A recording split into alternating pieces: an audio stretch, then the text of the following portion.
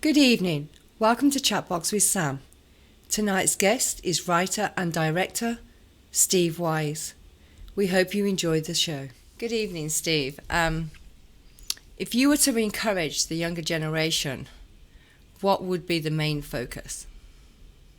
If I was to encourage younger people into like going into filmmaking or into the arts, um, yeah, I Yes. would just say to follow your dreams, follow your passions. I mean, I've been doing that my whole life. I'm not sure if it's really taken me places I've wanted to go, but if you don't pursue things, you're never going to know where you could have gone, Mm-hmm. and it'll end up being kind of frustrating your whole life. You know, Yes. I've seen I've seen a lot of people that gave up on their dreams early on and kind of regret it. Mm-hmm. And you know, of course, life happens. You know, people get married, have kids, have other responsibilities, and have to make choices for their lives. So, you know, I'm not one to say give up being responsible, but Right. at the same time, you know, if you really are passionate about something, then keep working at it. I think that's a very good advice for the younger generation, because if you never give up, sometimes just when you're at the stage that you give up, that's when things could turn around for you. Yeah. You never know. So thank you. That's very good advice for the younger generation. So, what inspired you into this particular career? Oh, I've been kind of a fanatic for movies and television since I can remember. Hmm. I've been writing stories since I could pick up a pencil. I taught myself how to type when I was like 9, 10 years old. I've been making movies since I was 8. My friends called me up when I was like 8 years old and said, "Yeah, you want to make a movie?" Their older brother was doing a film, and so I jumped in, and uh, I've been doing this ever since. So, um, yeah, it's been my lifelong passion. Oh, and I'm glad. So you can see yourself continuing on. Are you just happy doing the films and pilots? Well, I mean, this is a frustrating career path because Mm-hmm. you never know when something big is going to hit. Mm-hmm. You know, I've had a lot of near misses in my life. I've seen friends have great successes and others who have decided, you know, it's not worth it. Mm-hmm. I've bailed from the industry once or twice in my life. Have I you? keep end up getting kind of sucked back into it. It's hard to stay away. But yeah, it's an interesting career choice. It is, but I saw you on set for Blackwater Blues, and everybody was just in awe of how smoothly it ran. So you must be very good at what you do, and that's all I can say about that. Well, I appreciate that. You know, I'm not sure exactly how good I am, but I pretend at the very least. So, Well, if everyone's happy and it's a success, then I think that's top grade marks for that. um, has music influenced your life in any way? music. Okay. I have friends who are much more into music as far as popular music than I am. Hmm. Um, you know, when I was a kid, I was listening to music that wasn't necessarily popular at the time, and I wasn't necessarily listening to the music that was popular. So it's one of those things where I've kind of kept my music selection for the most part, just kind of a personal thing. Hmm. However, it's one of those things where when I'm writing, for instance, I'll put on movie music, and John Williams has been just a huge influence in my life. Just seeing how masterfully he's able to score great movies and some not so great movies, and And I mean, there's a long list of composers that I can throw out there: James Horner and Alan Silvestri and Howard Shore, just to name a few. Danny Elfman, that their music really shapes the Mm-hmm. film. And in particular, John Williams with Spielberg, for instance, or Danny Yes. Elfman with Tim Burton, even though those directors have worked with a few other people now and then, um, they're kind of, the music is kind of synonymous with those Mm-hmm. films. And the movies would not be the same without that score. And so the music really helps bring the film together and create the tone and the emotion that the filmmakers want. It's the same with stage. Like one of my favorite composers is Hans Zimmer. I love to Oh yeah. listen. I love to listen to Hans Zimmer, and the movies he's been behind. The music does. It brings emotion. I think Hmm. even when you're on stage, they have music. They have the orchestra, and without that, it does heighten the emotion of the theatre and in film.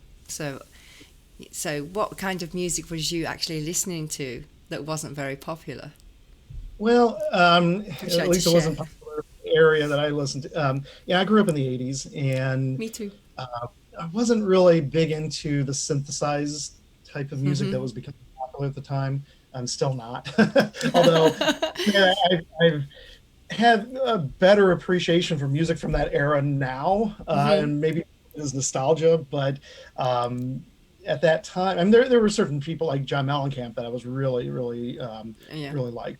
Um, but I was listening to more country music at that time, Mm-hmm. but not the twangy stuff. More like the groups Alabama and Restless Heart. Mm-hmm. Some with kind of a southern rock type of thing. I grew up in Michigan, and Yeah. uh, it's different attitude. I live in Florida now, so Oh, it's different than here than where I grew up. But um, yeah, at that time, if you even mentioned country music when I was in high school, but it wasn't like the Hank Williams kind of country music. Like you said, it right. was more the country rock type. So yeah. What out of all the charities that you could choose from, which one would you choose and why? Myself, I've been involved with Big Brothers Big Sisters years ago, and was also involved with Boy Scouts years ago. And so those not those organizations are still ones I care about. Mm-hmm. um, Probably the current nonprofit or charity that I would want to support the most would be Give Kids the World. Oh, I've done a little bit of work with them. When I lived in Orlando, did a few things for the Give Kids the World camp, and it was out there. So I think that's really a worthwhile cause for kids that are severely ill, oh, and um, the yeah. some of them probably aren't going to be around much longer. Oh, And for them to the Make a Wish Foundation, mm-hmm. and so these are these are kids that just they want Yes. something really special to them, and Yes. to make that happen. And the Give Kids the World camp also, it allows the families to get a vacation. Oh, That sounds kind of harsh, but the parents and the siblings are um, having to deal with the yes. illness on a 24-hour basis, Mm. and they often don't have other caretakers. Mm-hmm. And so going to the camp allows, and it's it has a medical staff on board, and has Yeah. like a swimming pool that's wheelchair accessible, and they take the kids to Disney World, and Oh, allow them to do some really fun things, to the best of what they're able to do. And so it allows the kids to take their mind off their illness, but yeah. it also a separate building these bungalows for the families, and so they get a break, and a much needed break, before they have to go back to the harsh realities of the world. Yes. And it's creating memories, if they, especially with medical being so expensive, that's the last thing they want to worry about. And it gives them a special memory, special moments, Yeah, quality time with their it family and child, and that's priceless. So, what a wonderful charity to advocate for. How do you feel about what has transpired since COVID-19? And do you ever see us returning to a normality? Okay, well, first off, COVID-19 is a worldwide pandemic. It affects literally every country in the world in Hmm. one way or another. Some countries have handled it better, some not so great. I would say that the United States is somewhere in the middle. um, I think that um, having a health crisis be politicized what is embarrassing. Hmm. I think real shame what has happened over the last year that um, we have our country, and I'm not the first to say this, but our country is very polarized. Hmm. And usually when we have a crisis, our country pulls together. When 9/11 happened, it didn't matter what your political beliefs were, Hmm. you pulled together and you were Americans. Right. Um, this happened, time and time again throughout history, Hmm. even going back to the pandemic of 1918, I think. So to see people buy into politics Politics. over health concerns Hmm. and not using science and not using what's rational, Hmm. I think was very harmful. And we have a lot of people who are no longer with us in this country because of misguided feelings. And I can understand where a lot of people are coming from because when we first heard about it, Hmm. I kind of scoffed a little bit because it didn't affect us. We had no cases here, and when we did have like the first case or first handful, um, it was how much was the media playing it up because we've been down this road before to Hmm. where we've got this big health crisis that turned out to be not much of anything. So Right. it's understandable for people to be um, cautious and to be skeptical. Hmm. But once the data started coming in, Hmm. and when we saw what was happening to other countries and how our response was to it, it was very unfortunate. And Yes.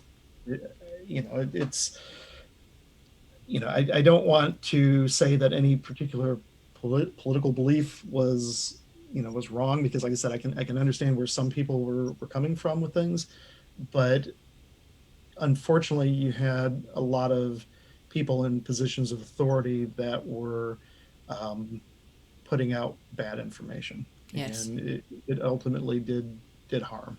So, um, that said, will we ever go back to normal? What's normal? I mean, I'm still trying to figure that one out myself. Maybe I should drop that after question. well, so again, historically, anytime that there's like a major event that happens, there's Hmm. a shift in our Hmm. society. It's a societal shift. To what extent this has affected us, I'm Hmm. not sure, but to some degree we learned to have a new normal. Right. After 9/11, we accepted the TSA. We accepted taking our shoes off when we have to get onto airplanes, and we Right. accept a certain invasion of privacy. We accepted certain aspects of society because of some of it was optics, some of it was real security concerns. And so, but we just like, okay, now this is what we have to do. Fine, so be it. Um, Very true. but but people have a short memory, Mm-hmm. and it's, when they want something, people tend to be selfish and are concerned with what's in front of them and what their desires are and what they want to do. And so will we go back to what we were like in 2019? For the Yeah. most part, probably.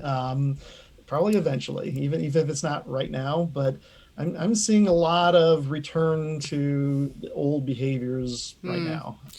And With and with, with well, I'm sorry, but with the vaccines, I think a lot of people are feeling secure, whether or not that's a true security or not. mm-hmm.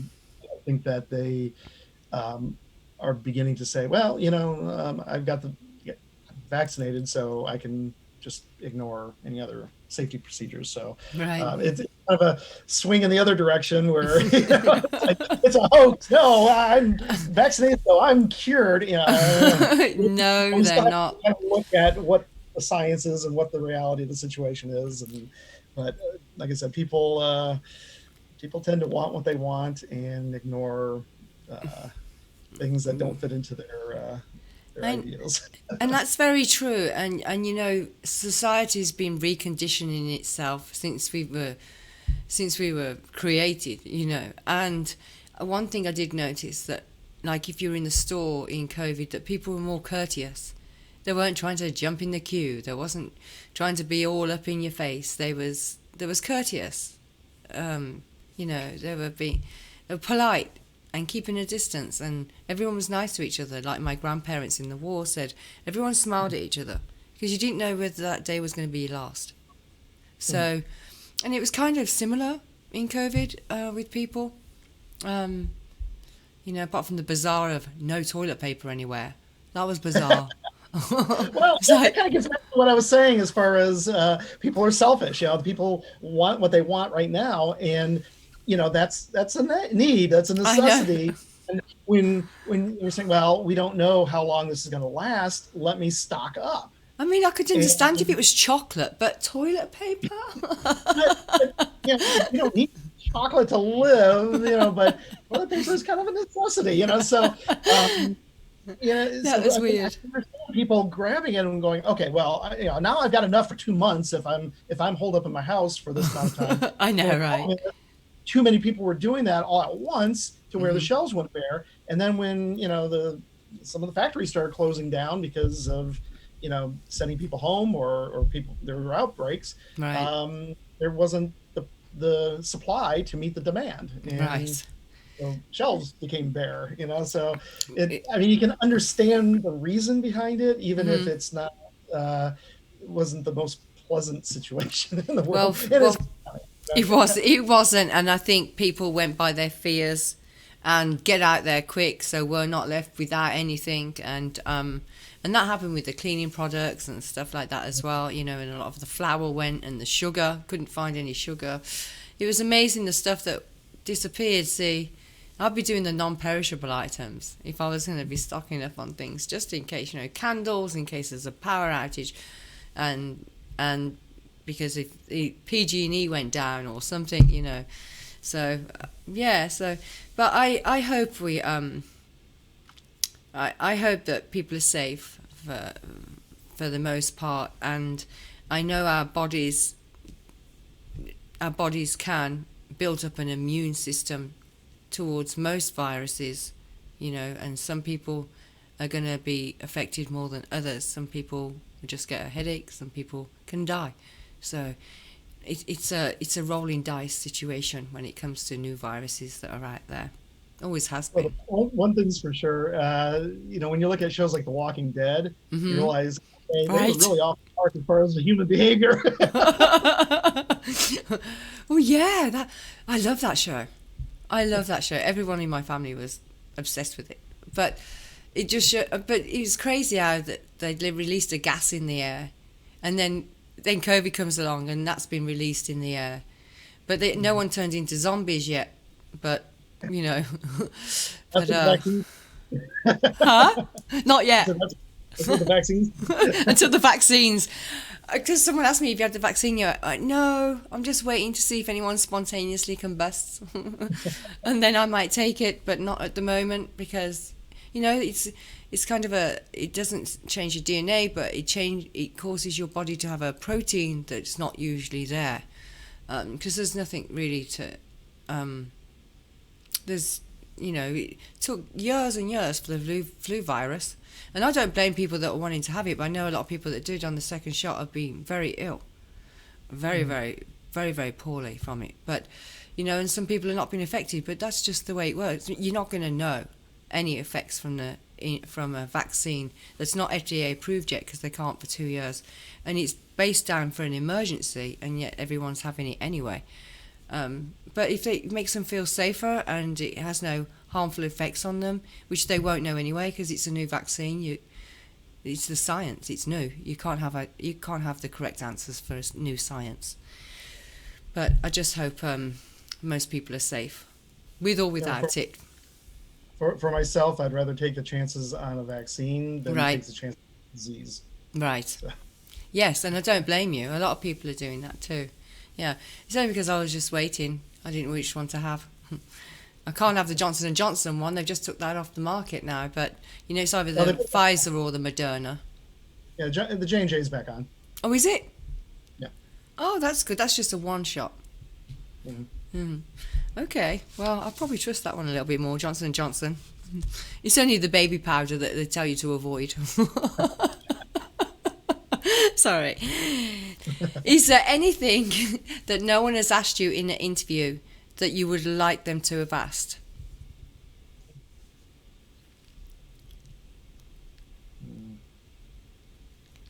I don't know if I really have an answer for that. Most people don't, actually. That's why I ask it.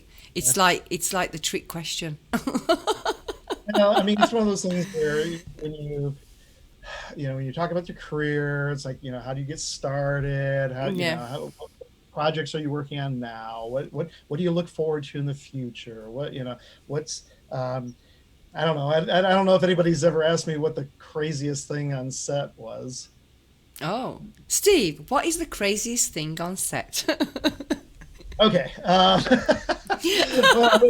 a couple crazy things. This actually goes back to my film school days. Oh, really? Yeah, I went to the University of Central Florida, and at the time, there was a wooded area behind the school, and I was shooting my thesis film out in the woods. And so the crew hiked, all this, the camera equipment and everything, about maybe a half a mile out into the woods. There was a big live oak tree that was out there. It was just a beautiful tree. I love shooting trees. And so we had this scene where it was two kids, walking down through the woods, and they come up to this tree and they look at it. So we had the camera set up to look straight down the trail. Mm-hmm. Well, a little ways down behind where they were starting, it was really white sugar sand, and it was really bright in the shot. So the crew grabbed some tree branches and piled it up. Just, you couldn't really tell because it was in the background, but it was piled up probably about 3 or 4 feet high. And my assistant director had to run back to his car to get something. And a few minutes later, we see this white vehicle driving down the trail. And the AD drove a white vehicle, so we thought, well, maybe he's just driving back so we didn't have to walk back. And so we're all just kind of standing there, and the camera's pointing in this direction also. And so watching, is like, is that him? And the car drives into the brush that we had piled up, and then comes to a stop. And we're like, what is going on here? And the car door opens. This guy climbs out dressed in a safari outfit with a pith helmet and everything. And it wasn't our first AD. And we're like, okay, who is this guy that's driving down through the woods and drives into our pile of branches? And he reaches into this car and pulls out a big butterfly net. And then starts traipsing out into the woods. And we're just kind of looking at each other like, what's going on? I'm like, excuse me, sir. And then he acted like he noticed us for the first time. This camera crew standing there, just down the trail from where he was driving straight toward us. And I said, would you mind moving your car behind these bushes over here? Because we're filming. And ran out shot. And he got a little disgusted attitude and got in his car and pulled it out behind the bushes. And then he climbed back out again. And as he was walking in the woods, he was muttering very loudly, complaining about having equipment in the trees that had been damaged by people. Oh no. And we were just like, what just happened? Who The can most not see a nonsensical- who doesn't see a big huge camera and lights and action and microphones everywhere and directors and actors? Who doesn't see that? Yeah. He was hoping he's just getting the shot, I bet. Well, I think he was like some scientist or something that was Okay. out in the woods, but still, it's just like you don't see this large group of people standing there with a camera pointing at you when you. I don't know. That was That's funny. Well, thank you. I'm glad I asked you the question now. That was a very interesting story that we shall leave in. Is there any film that you've written or directed where you could see your own personality within that? Most of the films that I've done, well, and everything I've written has some of my personality in it. Things I write tend to have some sort of element of adventure to them. No matter what genre it is, because I write a lot of, science fiction or fantasy or horror or crime thriller, and so they tend to have, the character. There's some character generally has a really bad sense of humor, like I do. Try. So yeah, there's certain things. I've gone back and watched a lot of my short films I've made, which, like I said, are multiple genres, but I see a commonality through there, and you can definitely tell that it came from me. Blackwater Blues obviously was not my project as far as I didn't write it, I didn't originate it. I was, basically a director for hire for this, which was an unusual experience. I've never had that particular experience before, so it was good for me. But looking at the footage, it's definitely in my wheelhouse as far as stylistically. So so I definitely there's a personal touch with everything that I do. Would you like to mention some of the films that you've directed and written, please, for the audience?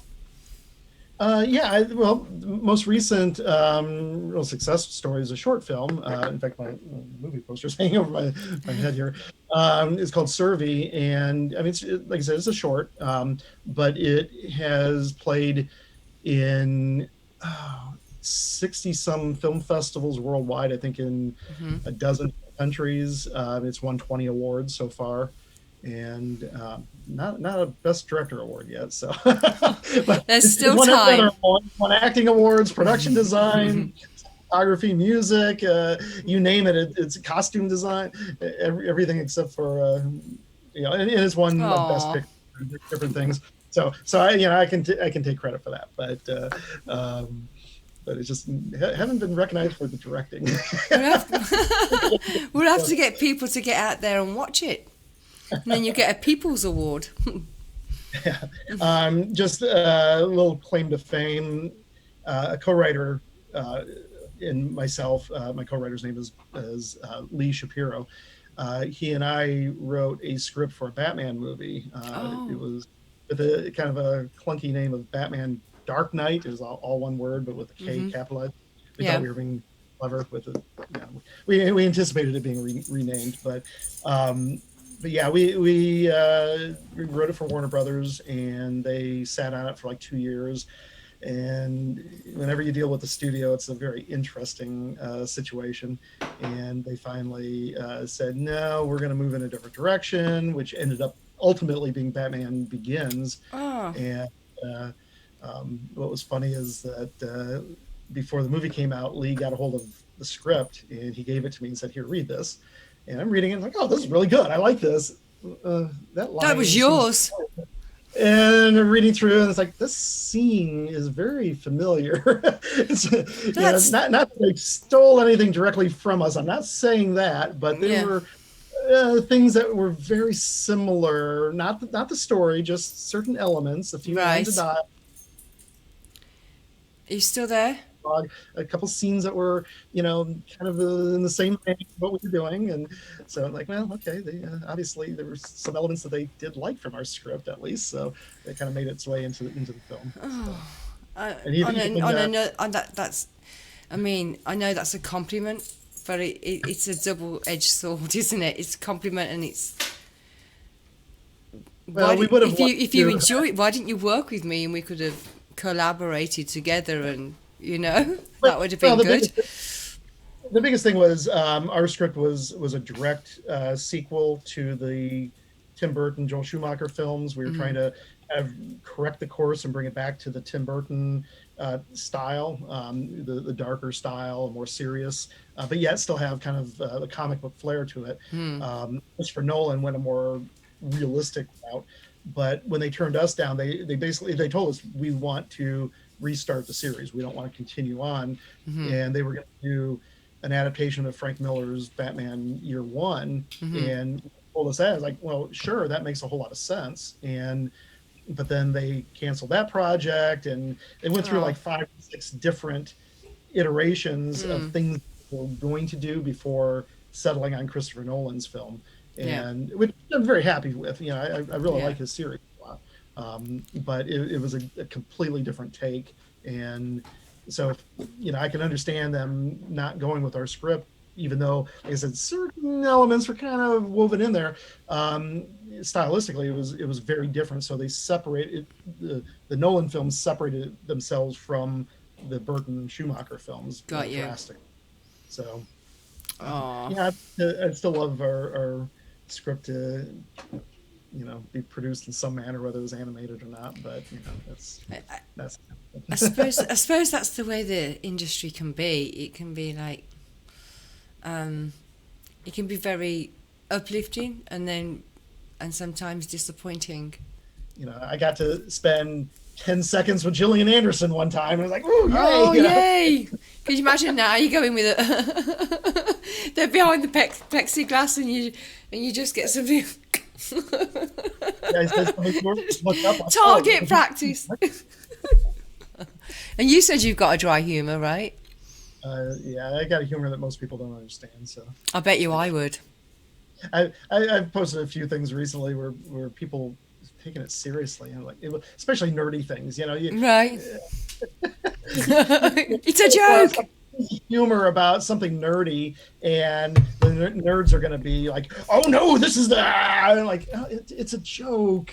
I know, right? I know. I've said things before, right, joking around, and people have took it so serious. You're always going to get people that don't understand your humour, and they take it literal what you're saying, and you just have to take it with a pinch of salt. Steve, it was a pleasure to have you on Chatbox with Sam. Thank you very much for your time, and I know the audience will enjoy the show. Thank you so much. Thank you for having me on. It was lovely to meet you.